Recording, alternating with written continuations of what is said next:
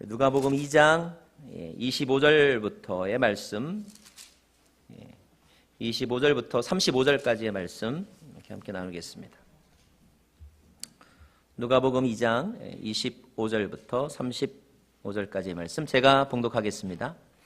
당시 예루살렘에는 시므온이라는 사람이 있었습니다. 이 사람은 의롭고 경건한 사람으로 하나님께서 이스라엘을 위로하실 날을 손꼽아 기다리고 있었습니다. 그리고 성령께서 시므온에게 머물러 계셨습니다. 그에게는 주의 그리스도를 보기 전에는 죽지 않으리라는 성령의 계시가 있었습니다. 시므온이 성령에 이끌려 성전 뜰 안으로 들어갈 때 아기의 부모가 율법의 규정대로 행하기 위해 아기 예수를 데리고 들어왔습니다. 그러자 시므온이 아기를 팔에 안고 하나님을 찬양하며 말했습니다. 다스리시는 주여, 이제 주께서는 주의 종이 평안히 가게 해 주십니다. 제 두 눈으로 주의 구원을 보았습니다. 이 구원은 주께서 모든 백성 앞에 마련하신 것으로 이방 사람에게는 계시의 빛이요 주의 백성 이스라엘에게는 영광입니다. 아기의 아버지와 어머니는 아기에 대한 이 말에 무척 놀랐습니다. 그러자 시므온은 그들을 축복하고 그 어머니 마리아에게 말했습니다. 보십시오. 이 아기는 이스라엘 가운데 많은 사람을 넘어지게도 하고 일어서게도 할 것이며 비난받는 표적이 되기 위해 세우심을 받았습니다. 칼이 당신의 마음도 찌를 것입니다. 그래서 이제 많은 사람의 마음속 생각이 드러나게 될 것입니다. 35절 말씀까지 봉독했습니다. 아까 제가 우리 수잔자매 임신한 소식 알려드렸는데 한 번 또 제가 공개적으로 멘트 안 한 우리 가정도 있어요. 우리 노송환 형제 우리 호윤수 자매의 가정도 임신해서 지금 뱃속에 아이가 잘 자라고 있습니다. 얼마 전에 여러분들이 저한테 와서 물어봤어요. 우리 교회 임신했던 사람이 두 가정이라는데 누구냐고. 저의 예언을 이루어 주신 두 가정에게 축복하면서 우리 두 가정 임신한 자녀들 잘 이렇게 양육해서 또 순산하기를 한번 축복의 박수 한번 부탁드립니다. 한 번 더 기도하겠습니다. 하나님, 오늘도 주의 말씀을 함께 읽고 또 주의 말씀을 함께 저희들이 묵상하며 배우기를 원합니다. 오늘도 하나님은 우리를 실망시키지 않으실 줄로 믿습니다. 전하는 자의 입술과 듣는 이들의 마음을 다스려 주시옵소서. 예수님 이름으로 기도합니다. 아멘. 며칠 전에 딸 녀석이 저한테 와서 물었습니다. 아빠는 크리스마스 때 무슨 선물 받고 싶어? 딸들이 해주겠다고 하니까 좀 고마운 일이더라고요. 그래서 지금 무엇을 말할까 이렇게 고민하고 있습니다. 선물을 해주겠다는 사람의 수준에 맞춰서 얘기해야지 그 사람이 할 수 없는 것을 얘기했다가 받지도 못하고 그러면 안 되니까요. 여러분은 혹시 이번 크리스마스 때 선물을 받는다면 어떤 선물을 받고 싶으신지요? 또 자녀들에게는 어떤 선물을 하기를 원하십니까? 똑같은 질문을 성경시대의 사람들에게 한번 던져보았으면 합니다. AD 1세기 이스라엘 땅에 살던 사람들, 그 사람들에게 혹시 선물 받고 싶은 게 무엇입니까? 라고 물으면 어떻게 대답들 할까요? 특별히 아주 나이가 많으신 분, 연로하신 분들에게 원하는 게 뭐냐고 물으면 어떻게 대답하실까요? 오늘 말씀에 등장하는 인물 가운데 시므온이라는 사람이 나옵니다. 시므온이라는 이름은 유대인들이 좋아하는 이름이고 또 흔한 이름입니다. 마리아처럼 이렇게 널리 알려진 이름이 시므온입니다. 그 이름이 처음에 등장한 것은 원래 구약 성경에 야곱이 둘째 아들을 낳았는데 그때 그 둘째 아들의 이름이 시므온이었고 그 이름의 뜻은 하나님께서 들으신다, 여호와께서 들어주신다 이런 뜻을 가지고 있습니다. 오늘 말씀에 나오는 시므온도 그저 평범한 유대인입니다. 유대 사람들이 전하는 이야기에 의하면 오늘 이렇게 말씀에 나오는 시므온의 나이는 약 113세쯤 되었다라고 이렇게 알려져 있습니다. 여하튼 시므온은 굉장히 나이가 많은 그런 노할아버지입니다. 시므온은 어떤 인생을 살았을까? 구약의 역사를 조금 알고 있는 분들은 이스라엘이 바벨론이라고 하는 나라에 70년 동안 포로 생활했다는 것을 알고 계실 거예요. 그 다음에는 페르시아라고 하는 나라에 또 지배를 받게 되었습니다. 하지만 그 페르시아도 영원하지 않았어요. 페르시아는 알렉산더가 이끄는 군대에 망하게 됩니다. 이때가 BC 330년경의 일입니다. BC 330년. 유대는 그 알렉산더 제국, 그리스 제국의 지배를 받게 됩니다. 유대인들은 나라를 되찾으려고 노력을 했겠죠. 그래서 그 그리스 제국이 조금 이렇게 힘이 약하던 혼란을 겪던 시대를 틈타서 독립정부를 수립합니다. 나라를 되찾았다는 뜻입니다. 하지만 워낙 너무 오랜 기간 동안 나라 없이 그렇게 살아왔었기 때문에 나라를 되찾았지만 매우 혼란스러웠고 그리고 사회도 불안정했습니다. 그때 태어난 사람이 시므온이라는 사람입니다. 시므온. 독립했던 이 나라는 그렇게 오래가지 않았어요. BC 약 163년경에 독립해서 BC 63년경에 다시 나라를 빼앗깁니다. 폼페이 장군이 이끄는 로마 군대에 의하여서 예루살렘이 다시 무너져요. 이것이 BC 63년경의 일입니다. 그때 오늘 말씀에 나오는 시므온의 나이는 약 한 40대쯤 되었습니다. 40대쯤. 그는 예루살렘에 로마의 군인들이 점령해 들어오는 것을 두 눈으로 보았던 사람이고요. 그리고 로마의 식민지 백성으로서 이렇게 살아야만 했던 사람이 바로 시므온입니다. 인생에는 우리가 선택해서 가질 수 있는 것이 있고 또 우리의 뜻과는 상관없이 주어지는 여러 가지 조건들이 있습니다. 예를 들면 유태인으로 태어나는 것은 자기 선택이 아닙니다. 태어나 보니까 내가 유태인인 거죠. 태어나 보니까 내가 한국 사람인 거예요. 또 AD 1세기에 태어나는 것도 자기가 선택하는 게 아닙니다. 태어나서 보니까 1세기고 태어나서 보니까 내가 지금 21세기를 살고 있는 거죠. 어쩌면 나라가 망한 거, 나라를 로마에 빼앗긴 거, 또 경제가 불황인 거, 이것도 내가 한 일 아닙니다. 나와는 어쩌면 상관없이 이렇게 주어진 조건일 수도 있어요. 어떤 목사님이 주일학교 예배 시간에 들어갔습니다.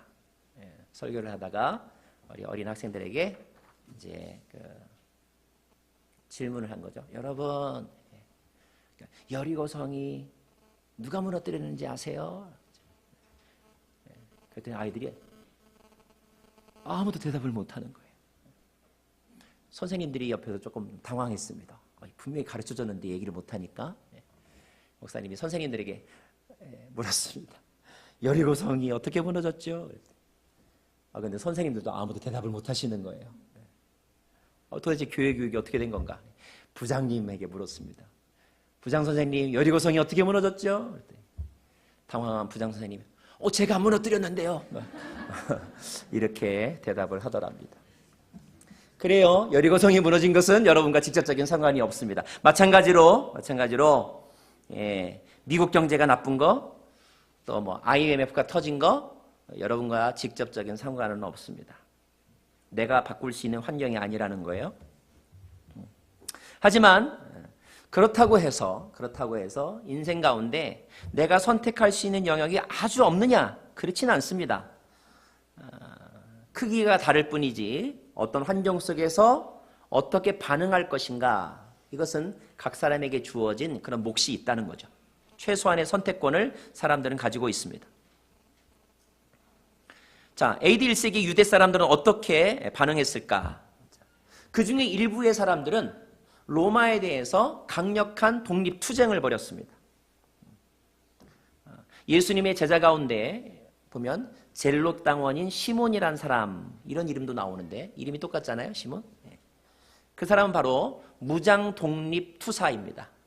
로마 입장에서 보면 테러리스트라고 말하겠지만 유대 입장에서는 독립운동가이죠. 그런 사람도 있고요. 또 반대로 어떤 사람들은 정복자들의 심부름을 하면서 자기 이익을 챙기는 사람도 있었습니다. 헤롯 왕이 그 대표적인 인물이에요. 그는 로마 정부에 아부하여 유대인의 왕이 되었습니다. 유대인의 왕이었지만 유대인을 위해서 일하지 않았어요. 그는 철저하게 로마를 위해서 일했습니다. 당시에 세리들도 마찬가지예요. 세리들도 사람들이 보기에는 로마를 위해서 일하는 사람이었습니다.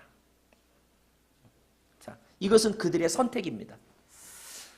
하지만 이런 사람들은 이렇게 일부의 사람들이었어요. 대부분의 사람들은 어떻게 살았느냐?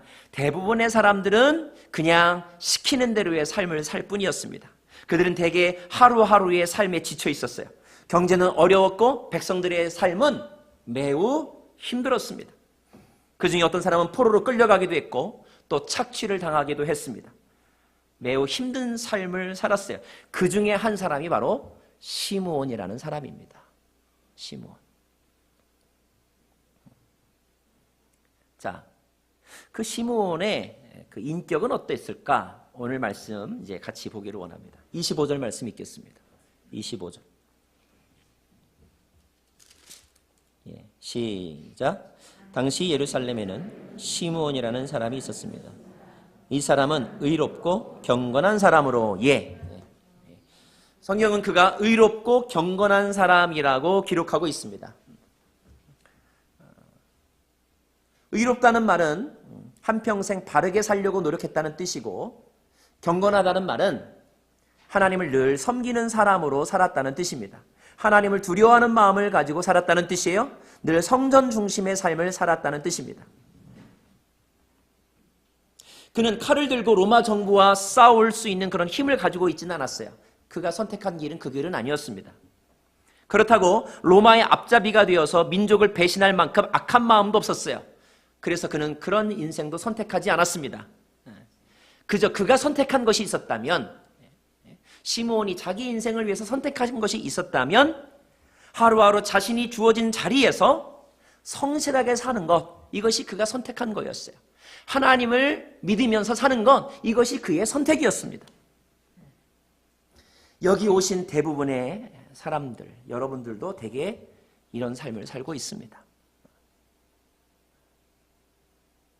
우리 가운데는 미국이 어떤 정책을 좌우할 만큼 그런 큰 권력을 가지신 분 제가 보기에 안 계십니다.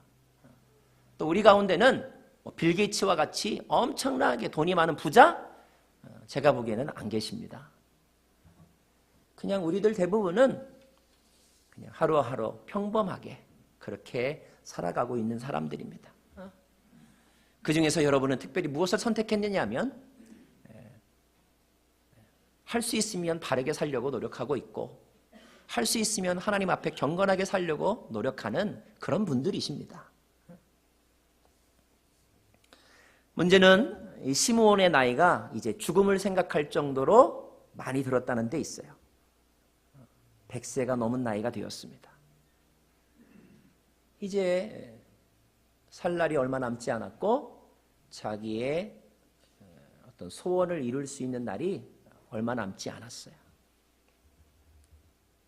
그도 다른 노인들처럼 늙어가면서 다리에 힘이 없어졌고 기억력이 떨어졌고 또 어떤 때는 자신의 몸도 제대로 가누지 못할 정도로 체력이 약해졌습니다. 대개 이런 정도의 나이가 되면 대부분의 우리 연로하신 어르신들은 그냥 옛날 이야기 하고 또 하면서 과거에 묻혀서 하루하루를 삽니다. 그런데 시므온은 그렇지 않았던 것 같아요. 그도 여러 일들을 겪었습니다. 정치에 대해서 실망했습니다. 타락해가는 종교 지도자들에 대해서 실망했습니다. 노력했지만 하나도 나아지지 않는 자신의 현실에 대해서 실망했던 적이 있었습니다. 그러나 그는 그런 것들을 원망하면서 세월을 보내지 않았고요. 후회하면서 세월을 보내지 않았어요. 그는 너무너무 나이가 들어서 힘이 없었지만 그러나 여전히 소원이 하나 있었어요. 그가 가지고 있는 소원. 크리스마스가 되었다면 그가 받고 싶은 선물이 하나 있었다는 것입니다. 자, 그 소원, 선물이 무엇이냐? 25절 말씀을 다시 한번 또 읽겠습니다. 제가 먼저 읽어드리죠. 당시 예루살렘에는 시몬이라는 사람이 있었습니다. 이 사람은 의롭고 경건한 사람으로, 자, 시작. 하나님께서 이스라엘을 위로하실 날을 손꼽아 기다리고 있었습니다. 예. 여러분, 그가 받고 싶은 소원이 뭔지 아세요? 하나님의 위로. 오늘 말씀의 제목입니다. 하나님의 위로가 그의 소원이었고 받고 싶은 선물이었어요.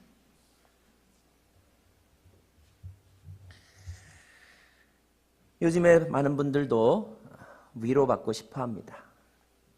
제가 우리 성도님들 만나서 대화해 보면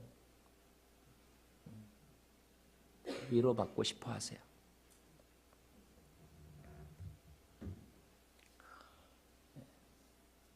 너무너무 힘든 분들이 참 많으십니다.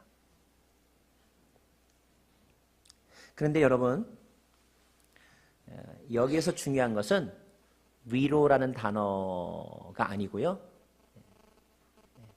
하나님의라는 단어예요. 하나님의라는 단어. 시므온이 원했던 위로는 하늘로부터 내려오는 위로였습니다. 이것이 독립운동을 선택했거나 로마 정부의 앞잡이가 되었던 사람들과 다른 점이었어요. 그들은 자신들의 노력과 수고로 독립과 자유를 얻으려고 했습니다. 어쩌면 시므온도 젊은 날에 한 번쯤 그런 데 참여했을지도 몰라요. 그러나 100여 년 가까운 인생을 살면서 시므온이 자신의 전생애를 통하여 깨달은 것이 있었습니다. 그것이 무엇인지 아세요? 사람이 주는 위로와 사람이 만든 성공과는 하늘로부터 오는 위로가 전적으로 다르다는 것.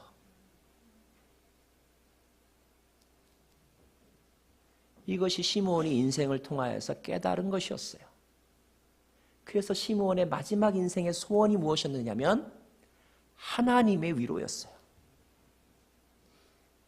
인간의 노력이 아니라 다른 사람이 돈으로 주는 것이 아니라 하나님으로부터 오는 위로로 자유와 평화를 누리고 싶었던 것, 이것이 시므온의 선물 리스트였어요.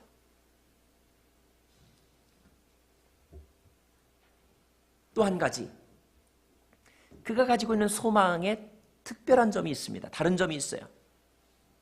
그것은 무엇이냐면 당시 유대 사람들, 당시 모든 유대 사람들은 다 메시아를 원하는 마음이 있었습니다. 예. 그리고 해방에 대한 소망을 다 가지고 있었어요.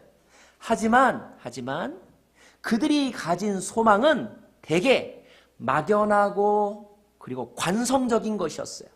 무슨 말이냐면 예를 들면 이런 거죠. 우리가 누가 결혼했습니다. 이제 애 낳아야지. 애가 태어날 거야. 소망이죠. 그러나 막연한 거예요. 대부분의 사람들도 그런 소망이었습니다. 그러나 시므온의 소망은 달랐어요. 시므온의 그 메시아 또는 해방에 대한 소망은 굉장히 구체적이었습니다. 자, 26절 말씀 보실래요? 26절 말씀. 시작.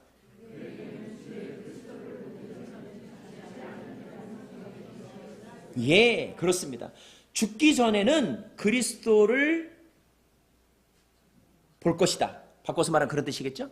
그리스도를 보기 전에는 죽지 않을 것이다. 살아생전에 당신은 그리스도, 메시아를 볼 것이다. 이렇게 타임 리밋, 기한이 정해져 있는 소망이었어요. 이거는 굉장히 차원이 다른 소원입니다. 여러분 그냥 이렇게 우리 한번 밥 먹죠. 이거 하고요. 내일 밥 먹을까요? 이거하고는 굉장히 다른 거예요. 그죠? 우리 집에 한번 언제 오세요? 제가 연락드릴게요. 이거하고 내일 몇 시까지 저희 집에 오세요. 이것은 굉장히 다른 것입니다. 시므온이 가진 소망은 막연한 것이 아니었어요. 아주 구체적인 소망이었고 그 소망은 자기가 정한 게 아니라 오늘 뭐라고 되어 있습니까? 성령께서 그에게 가르쳐 주셨. 같다고 되어 있어요. 여러분, 성령이 오시면 자녀들이 예언을 하고 아비들이 꿈을 꾼다고 했습니다. 청년들이 환상을 본다고 했습니다. 시므온은 성령의 세계를 경험한 사람이었고 성령의 능력을 믿는 사람이었습니다. 성령은 늙은 그에게 꿈과 새 힘을 주었어요. 그에게 소망을 준 것입니다. 저는 여러분도 성령님이 계시다는 것과 성령이 하나님의 영이라는 사실을 믿기를 바랍니다. 성령이 여러분에게 구체적인 소망을 주시기를 바랍니다. 자, 그는 성령이 주신 이 하나님의 말씀을 믿고 내가 생전에 메시아가 올 거라고 기대하면서 살았습니다. 이것이 그가 다른 사람과 다른 점이었고 늙었지만 남은 인생을 살아갈 수 있었던 힘이었어요. 소망은 그의 에너지를 한 곳에 집중하게 만들었습니다. 그래서 그는 이 문제 많은 세상과 악한 지도자들을 원망하면서 시간을 보내지 않았어요. 그는 땅의 것으로 문제를 해결하려고 하지 않았습니다. 그에게는 유일한 소망 하나, 하늘로부터 오는 하나님의 위로, 하늘로부터 오는 하나님의 선물을 바라면서 살았던 사람이었어요. 그래서 그는 늘 성전을 자주 찾았습니다. 그는 성전을 가장 편안하게 생각했어요. 성전에 예배하러 오는 것을 즐거워했습니다. 성전에서 사람 만나는 것이 그의 기쁨의 전부였어요. 성전에서 제물을 드리는 것을 기뻐했습니다. 제가 전도사 시절에 온누리교회 말고 어떤 교회에서 섬기고 있었을 때였는데요. 교회에 이제 여러 방들이 있는데 여러 방들 중에서 권사님들이 모이는 방이 있었어요. 그 방에 가면 권사님들이 뭐 누워도 계시고 앉아도 계시고 그게 있어요. 주로 그 방은 부엌 옆에 있었어요. 거의 매일 거기 모이십니다. 그 방에서 뭐 하나? 그 방에서 기도도 하세요. 그 방에서 이야기도 하세요. 그리고 거기 있다가 신방 가자 그러면 쭈르 또 신방도 가세요.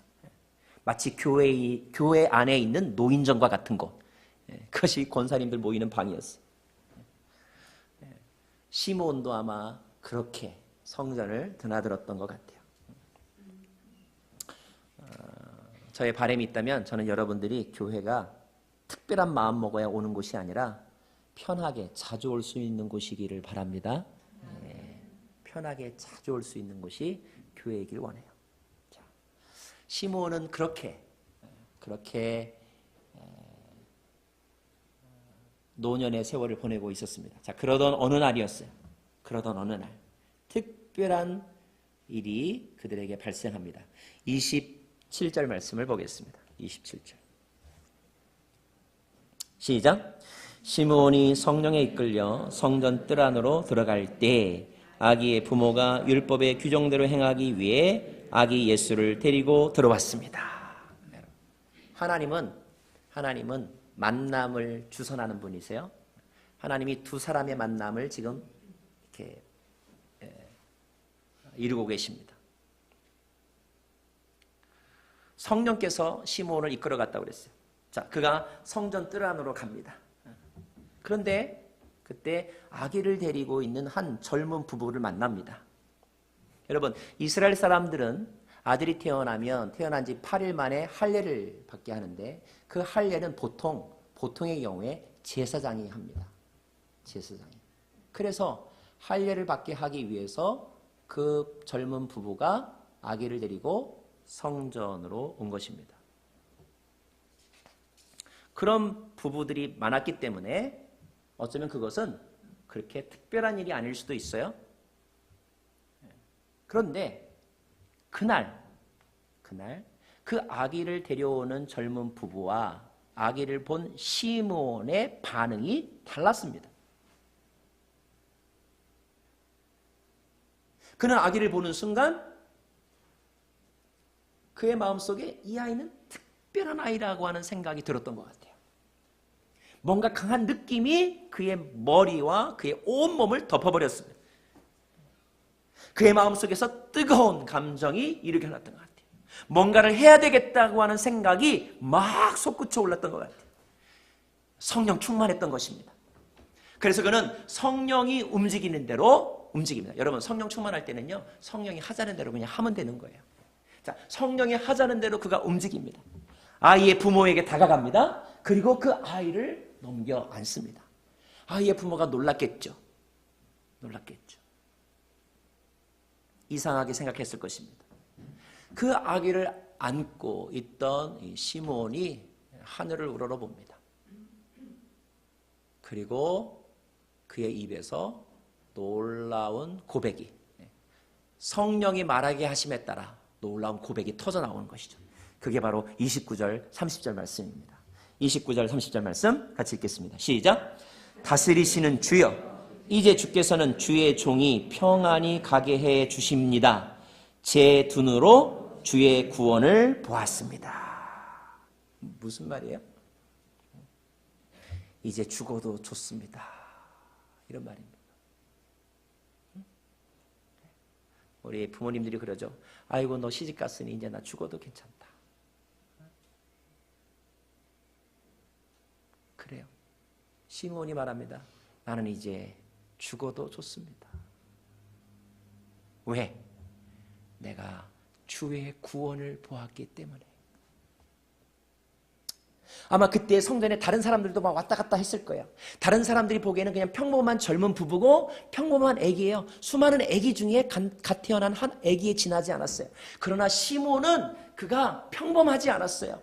왜? 지금 시므온의 마음이 평범하지 않기 때문에. 시므온의 눈에 그 아기는 보통 아기가 아니었어요. 그는 그 아기를 보는 순간 주의 구원, 하늘로부터 오는 하나님의 위로를 경험했던 것입니다. 그리고 그는 분명하게 말합니다. 자, 31절. 시작. 이 구원은 주께서 모든 백성 앞에 마련하신 것으로. 예. 어떤 단어가 중요하냐면 누가 준비했다는 거예요? 주께서 준비하신 것으로. 하나님이 주신 것으로. 아빠와 엄마가 결혼해서 만들어낸 그런 아기가 아니라는 것입니다. 사람이 연구해서 만든 것이 아니고 남의 것 빼앗아서 얻은 것이 아니라 하나님이 직접 예비하셔서 주신 선물이다. 하나님이 주신 구원이라는 거예요. 그분이 바로 예수님이라는 것입니다. 여러분, 아기 예수가 이 땅에 오셨다는 것은, 그 아기 예수가 구원이라는 것은, 그 구원은 하나님이 우리에게 주신 길이라는 뜻이에요. 하나님이 우리에게 주신 길. 사람이 만든 구원의 길이 아니라는 것입니다. 우리가 추대해서 그가 구원자가 되었다는 것이 아니에요. 하나님이 우리에게 보내주신 구원의 길. 그러므로 여러분, 예수께서 이 땅에 오셨다는 말은 우리 믿음의 사람들에게는 죽어도 좋을 만큼 좋은 일입니다. 죽어도 좋을 만큼 죽은 일이에요. 이번 크리스마스 지나서 죽어도 여러분 후회가 없으셔야 돼요. 시므온처럼 본다면. 왜? 예수께서 오셨다는 것은 하나님이 직접 우리에게 주신 위로의 선물이기 때문에. 물론 여러분이 가지고 있는 소망들이 있습니다. 되게 그 소망들은요, 들어보면 다 이 땅의 것들입니다. 조금 더 잘 입었으면, 조금 더 잘 먹었으면, 그리고 조금 더 잘 누렸으면 하는 것들이에요. 그런 소망은 여러분 열심히 노력하면 되게 어느 정도 이룰 수 있습니다. 하지만 그렇게 해서 이룬 소망은 그 즐거움이 오래 가지 않는다는 거예요. 왜? 이 세상에서부터 난 것이고 이 세상에 속한 것이기 때문에. 우리가 정말로 가져야 될 소망은 이 세상에 속한 것이 아니라 하늘로부터 오는 하나님의 위로여야 한다는 것입니다. 하나님이 이루어 주시는 소망만이 영원하고 강력하고 완전하다는 거예요. 예수님은 바로 그 하나님이 우리에게 주신 선물로 이 땅 가운데 오신 분입니다. 그래서 예수님은 영원하고, 그래서 예수님은 완벽하고, 그래서 예수님은 강력한 거예요, 여러분.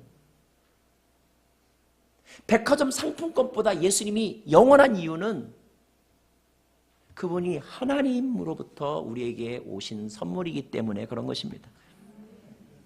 그러므로 이번 크리스마스를 여러분 보내면서, 기다리면서 여러분은 우리의 소원을, 자신의 소원을 점검해 보아야 해요. 위로받고 싶죠. 예. 근데 어떤 위로를 받고 싶겠느냐 하는 거예요. 여러분의 소원의 방향을 점검해야 합니다. 소원의 방향을 바꿔야 해요. 사람과 물질이 주는 위로와 소원이 아니라 하나님으로부터 우리에게 주시는 소원을 소망하여야 합니다. 왜냐하면 그것만이 우리의 근본적인 갈증을 해결해 줄 수 있기 때문에. 그분이 바로 예수 그리스도시라는 거예요. 또 한 가지, 하나님은 이 시몬을 통하여서 그 예수가 우리를 어떻게 위로할 것인지, 그 예수님이 어떤 분인지를 가르쳐 주시거든요. 자, 32절 말씀 보겠습니다. 32절. 시작. 이방 사람에게는 계시의 빛이요 주의 백성 이스라엘에게는 영광입니다. 예. 계시라는 말은 원래 이렇게 드러내준다 이런 말입니다. 자, 예수님은 계시의 빛이래요. 무엇을 계시하시나요? 예수님은 하나님을 계시하는 분이시라는 뜻입니다. 예수님이 아니었다면 아마 우리 한국 사람들은 단군이나 아니면 석가모니를 알았지, 그리고 막연한 하늘의 신이라고 생각했지, 창조주 하나님은 몰랐을 거예요. 창조주 하나님은. 우리는 예수님을 통해서 유대인들이 믿던 하나님을 알게 되었습니다. 예수를 본 사람은 하나님을 본 것과 같다고 말씀하셨어요. 예수께서 하신 일이 바로 하나님의 일이라고 말씀했습니다. 예수님 안에는 하나님의 은혜와 진리가 충만하다고 했습니다. 아하, 예수님을 통해서 우리가 하나님을 알 수 있다는 거예요. 그런데 그 하나님은 알고 봤더니 유대인만의 하나님이 아니라 온 인류의 하나님이라는 사실을 예수님을 통하여 우리가 알게 되었다는 거예요. 이것이 예수님이 이 세상에서 오셔서 하신 일입니다. 그런 점에서 예수님은 모든 이방인들의 계시의 빛이다, 이렇게 말씀하고 있는 거예요. 두 번째, 하나님은 예수님이 주신 위로가 여러분과 제가 생각하는 위로와 어떻게 다른지를 설명해 주고 계십니다. 34절 말씀. 34절 말씀 같이 제가 먼저 읽을게요. 33절. 아기의 아버지와 어머니는 아기에 대한 이 말에 무척 놀랐습니다. 무척 놀랐습니다. 34절. 그러자 시므온은 그들을 축복하고 그 어머니 마리아에게 말했습니다. 시작. 보십시오. 이 아기는 이스라엘 가운데 많은 사람을 넘어지게도 하고 일어서게도 할 것이며 비난받는 표적이 되기 위해 세우심을 받았습니다. 35절. 칼이 당신의 마음도 찌를 것입니다. 그래서 이제 많은 사람의 마음속 생각이 드러나게 될 것입니다. 여러분, 우리는 위로하면 무조건 달래주고 보듬어주고 토닥여주는 거, 이것만을 위로라고 생각합니다. 그런데 오늘 말씀을 보면 하나님의 위로는 달라요. 하나님의 위로는 사랑도 있지만 진리도 담겨져 있는 위로예요. 그렇기 때문에 그분이 오신 자리에서는 모든 것이 막 흔들린다는 것입니다. 이 뜻은 그거예요. 마치 호수에 돌을 집어던지면 파문이 일어나듯이 예수께서 오셨을 때 이스라엘 사회 가운데 파문이 일어났습니다. 예수를 믿기로 한 가정 안에도 파문이 일어났어요. 어떤 사람은 예수님 때문에 더 불편해졌고요. 어떤 사람은 예수님을 환영했습니다. 예수님은 어떤 사람에게는 박수를 받았지만 동시에 어떤 사람에게는 비난을 받았어요. 예수님이 떠나고 나면 예수님 때문에 사람들은 서로 논쟁하면서 때로는 싸우기도 했습니다. 왜요? 그것은 그분이 하신 말씀이 불편한 진실이기 때문에 그래요.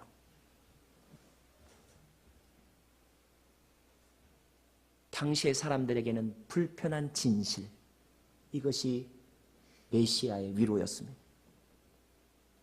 어느 정도 불편했느냐? 35절 말씀 보면 칼이 당신의 마음을 찌를 것이다. 다시 말하면 가장 가까운 부모의 마음조차 아프게 만들 정도로. 그게 어떻게 나타났습니까? 아들이 어머니보다 먼저 죽는 그런 아픔을 줄 정도로 그렇게 힘든 과정이 있다는 거예요. 그래서 예수님이라고 하는 진리가 임한 곳에는 한동안 혼란이 찾아왔습니다.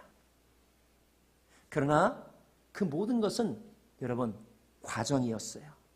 무엇을 위한 과정인가? 제일 마지막 절에 그런 표현이 나옵니다. 많은 사람의 마음속 생각이 드러나게 될 것이다. 무슨 말입니까? 숨겨진 것들을 다 드러내기 위한 과정이라는 거예요. 우리들 대부분은 진짜인지 가짜인지도 분별하지 못하고 삽니다.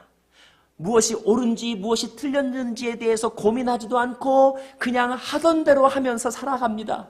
왜? 이제껏 그래 왔으니까 그게 뭐 큰 잘못이냐라고 하면서 합리화하면서 삽니다. 그런데 진리의 예수님이 오시면 그런 자리에 오셔서 상을 둘러 엎으시고 어둠에 있는 것들을 다 드러내신다는 거예요. 문제를 일으키신다는 것입니다. 마치 수술 환자의 배를 갈라서 모든 내장을 다 끄집어서 놓은 것처럼, 헤쳐놓은 것처럼 예수님은 그렇게 하신다는 거예요. 차이가 있다면 그렇게 다 꺼집어 놓고만 끝나시는 것이 아니고 그 다음에 주님은 해답을 주시는데 다시 새로운 질서, 새로운 몸, 새로운 영을 부어주셔서 다시 봉합하시고 수술하시고 완전하게 만들어 가신다는 것입니다. 이것이 하나님의 위로예요. 예수님을 통한 하나님의 위로. 여러분, 예수님의 말씀을 들으면서 마음에 찔림이 없는 사람은 그냥 마약과 같은 위로를 원하는 거예요. 진리가 왔는데 어찌 거짓이 불편하지 않을 수가 있겠어요? 진리가 선포되는데 어찌 어둠과 거짓이 불편하지 않겠어요? 저항하지 않겠어요? 그래서 폭발하고, 그래서 뒤집어지고, 그래서 도망치고, 그래서 싸우는 것입니다.